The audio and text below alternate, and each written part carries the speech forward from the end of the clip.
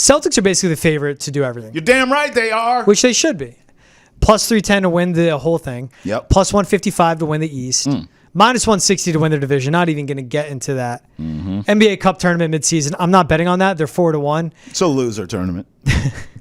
They only lost 18 games last season. They were a 64-win team. Yeah. Their win total's coming in at 58.5 in the regular season.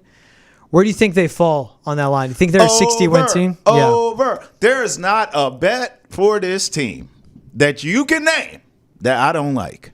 Now, my favorite one I took was just a ticket I hit last year for them to win the finals. And look, at this point, you're not going to get any great prices. I would say at 3-1, that's the best it's going to get. Take it. Okay, this team's going to repeat. Another bet I like with this team from an individual standpoint, I think it's Jayson Tatum's time. I'm not willing to bet on him to win regular season MVP. I went Giannis Antetokounmpo in Milwaukee for that. Whoa. However, when we get to the postseason, we saw Jaylen Brown have his moment. Yep. He took the spotlight. Credit to him. He took it. Because all eyes, we thought the spotlight would be on Jayson Tatum. No. Jaylen Brown said, look at me, ID captain now. But I think this time around, it's Jayson Tatum's turn to shine. I think as we look back on this Celtic, I don't think it's going to be a dynasty. I think these are the two titles they're going to get, to be honest with you. I think they're going to repeat. New owner comes in. Maybe changes are made. We'll see. New CBA with the second apron coming down. A lot of bills are due. Can't pay taxes anymore. So let's get this title now. And I think Jayson Tatum gets his MVP Finals moment. You can get that at like a 5-1, very similar to him winning the regular season MVP. But I'm going to go Finals MVP for Tatum. Those are my bets. The Celtics to repeat. Tatum, Finals MVP, gets his moment. History will look back on this and say, man, Celtics really caught lightning in a bottle. Those two great all-time players, all-time Celtics, in Brown and Tatum, and then it will likely be over, I think. It would be the second time. No, excuse me. Sorry. Third time we'd see a team repeat since 2012. Heat went back-to-back. Warriors went back-to-back 17-18. And the Celtics can go back-to-back themselves. Is like Finals MVP, is that like a narrative-driven award? Of course it is. What award isn't? But would it be an award where, Jaylen got it last year. Let's give it to Jayson this time. I just still believe he has to play better, Jaylen Brown, yes. Tatum has to play I don't know Tatum in the moments that matter the most will be that or need to be it, but Jaylen Brown is that guy now. The closer. You could get Brown right now 13-1 to win Finals MVP, which is a great number because once the Finals matchup is set, and I think it's going to be Thunder Celtics in the final. I think the Celtics win. But once that matchup is set, Jaylen Brown's going to be like 4-1, maybe 6-1 at easy. Longest shot possible to get Finals MVP. Yeah. So you get ahead of a number 4, it's cut in half. I'll take Celtics Nuggets in the finals. If you're going Celtics Thunder, give me games. I'll go season 6 against the Nuggets. I think they do it in 6 against the Thunder. All right. They're more experienced, just bigger. Yeah. The scoring's there. Defensively, what they can do is keep up, especially with the perimeter guys that the Thunder bring along. We'll see what Hartenstein brings to them. But this Celtics team is so damn good. I just think they roll with them overall. Who's the toughest opponent in the East? I mean, if obviously we both have them repeating. We both have them getting back to the finals. You got to go through the East to get there. Do you have the Knicks stepping up and being sort of that number 1 contender? It's a chalky Eastern Conference Finals, but it's a great Eastern Conference Finals. It's going to be Knicks Celtics in the end out of the East.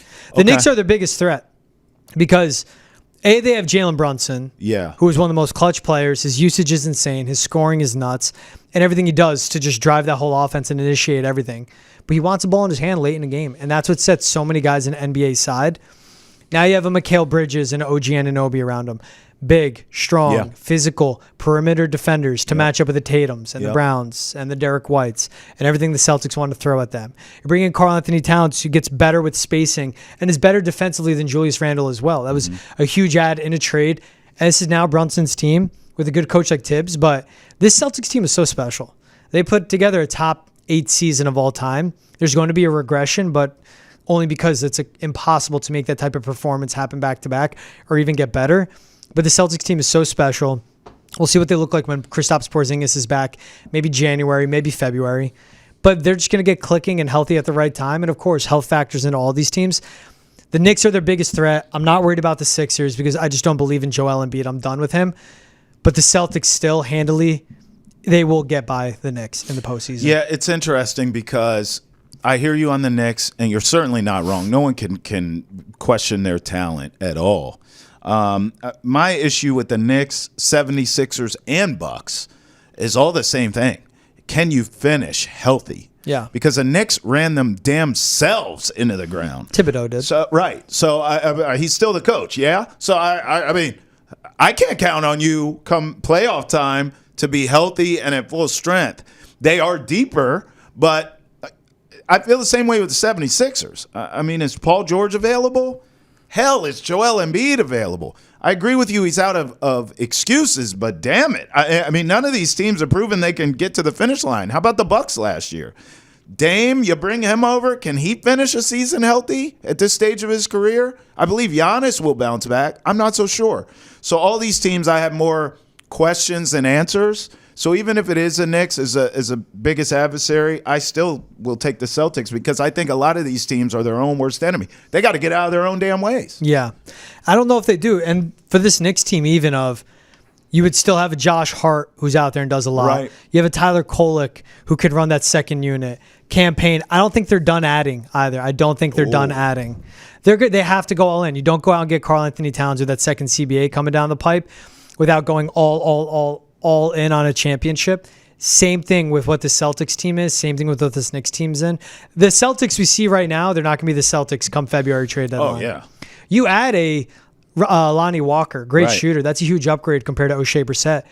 Joe Mazzulla quadrupled down basically on his mindset of we're going to shoot an outrageous amount of threes per game. Make them miss them. I don't care. We're going to go down shooting because we're going to make more than we miss over the course of a 7-game series and to keep clicking. Hot take. Kevin Love's going to join the Celtic team at the deadline. You're welcome. He barely plays. Yeah, he's 100 years old. I'm not saying he's going to make a difference, but that's my hot take. He's going to play in one game in the first round of the playoffs. He's a veteran, man. Knows how to win. They and he can shoot. They got the vets. He can shoot. Kevin Love? You need a body. He's still big, I want something more exciting than that. You're a body. Put you out there. Nah.